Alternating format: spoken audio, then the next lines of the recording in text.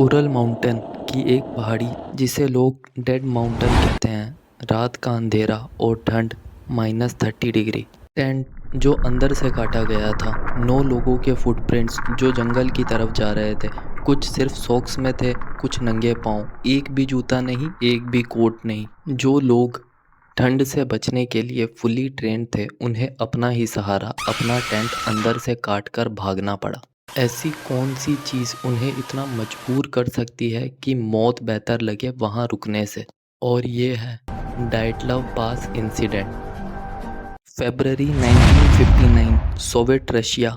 Iger डाइटलव अपनी 9 लोगों की टीम के साथ, जिसमें 7 मर्द और 2 औरतें थी। ज़्यादातर यूनिवर्सिटी के एक्सपीरियंस स्टूडेंट्स थे।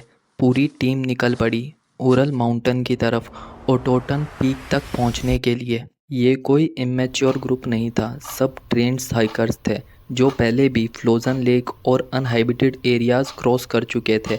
इन्हें पता था ठंड कैसे होती है और उससे बचा कैसे जाता है। 1 फरवरी की रात उन्होंने खोलट सैकल नाम की पहाड़ी पर कैंप लगाया, जिसे लोग डेड माउंटेन कहते हैं। एक ऐसा नाम जो बाद में और भी दहलाने लगा। उनकी लास्ट डायरी एंट्री में मौसम खराब बताया गया, लेकिन सबका मूड हाई था। कोई डर नहीं, कोई टेंशन नहीं। लेकिन उसके बाद सन्नाटा। टेलीग्राम नहीं आया, कोई कांटेक्ट नहीं। जब वो कई दिनों तक वापस नहीं लौटे तो सर्च टीम भेजी गई। फिर कई दिनों की तलाश के बाद 26 फरवरी को उनका टेंट मिला, बर्फ़ में आधा दबा हुआ। और जो उन्होंने देखा उसने सबके होश उड़ा दिए।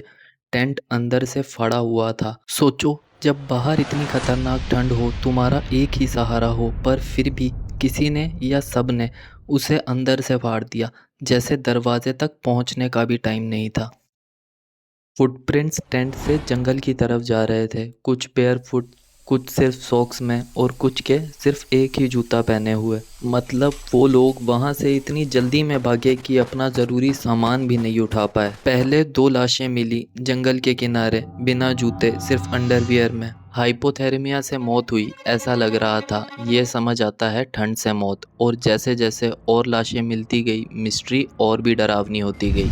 2 लोगों की खोपड़ी टूटी हुई थी और 2 लोगों की छाती क्रश हो चुकी थी, इतनी फोर्स से जैसे कोई कार एक्सीडेंट हुआ हो। लेकिन वहाँ किसी कार का आना इम्पॉसिबल था, और वहाँ ऐसी कोई खाई भी नहीं थी कि वो गिरे हों। और एक हाइकर जिसे देखकर सबके होश उड़ गए, ल्यूडमिला डबनिना, जिसकी जीभ और आंखें दोनों गायब थी। किसी की बॉडी पर 3rd डिग्री बर्न्स थे, किसी ने खून की उल्टियां की, और कुछ लोगों के कपड़े रेडियो एक्टिव निकले। एक टेंट, 9 लोग, इतनी सारी चीज़ें जो एक दूसरे से बिल्कुल मैच नहीं करती। अब यहाँ आता है सबसे बड़ा सवाल। इन्वेस्टिगेटर्स को साइट पर कोई एवलांच की रिपोर्ट नहीं मिली, मतलब किसी बर्फ़ का गिरना या कुछ।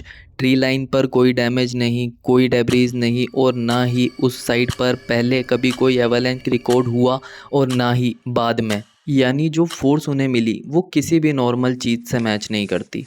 सोवियत इन्वेस्टिगेटर्स ने केस क्लोज कर दिया, सिर्फ एक लाइन लिखकर, कॉम्पेलिंग नेचुरल फोर्स। क्या फोर्स, कैसे, कुछ भी नहीं बताया गया। फाइल बंद कर दी गई और इसके बाद दुनिया भर से लोग इसका जवाब ढूंढ रहे हैं। कुछ लोग कहते हैं केजीबी का हाथ था, और कुछ लोग CIA की बात करते हैं, और कुछ लोग इसे भूतिया कहानियों के साथ भी जोड़ते हैं। और साइंटिस्ट इंफ्रासाउंड का जिक्र करते हैं, एक ऐसी फ्रीक्वेंसी जो इंसान सुन ही नहीं सकता, लेकिन उससे पैनिक, घबराहट इतनी बढ़ जाती है कि इंसान अपना होश खोकर भाग सकता है। 2020 में रशियन गवर्नमेंट ने दोबारा इन्वेस्टिगेट किया और बताया कि शायद एक रेयर स्लैब एवलांच थी, जिसने उन्हें अंधेरे में बिना सोचे समझे भागने पर मजबूर कर दिया। लेकिन अगर एवलांच थी तो उसकी जीभ और वो आंखें कैसे गायब थी, और वो रेडियो एक्टिव कपड़े जिसका कोई जवाब नहीं उनके पास। ऐसी बहुत सी चीज़ें हैं जिसका कोई जवाब नहीं। 66 साल बीत चुके हैं।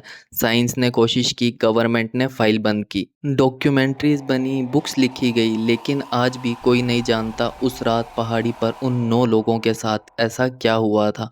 उन्होंने वहाँ क्या देखा या सुना जो उन्हें अपना टेंट छोड़कर बिना जूते, बिना कोट, उस मौत की ठंड में जाने पर मजबूर कर गया। इसीलिए ये दुनिया की सबसे बड़ी अनसॉल्व मिस्ट्रीज में से एक है। आपको क्या लगता है कि वहाँ ऐसा क्या हुआ होगा? अपनी राय कमेंट में ज़रूर बताइए और चैनल को सब्सक्राइब कर लीजिए, क्योंकि नेक्स्ट मिस्ट्री आपको और भी हैरान कर देगी।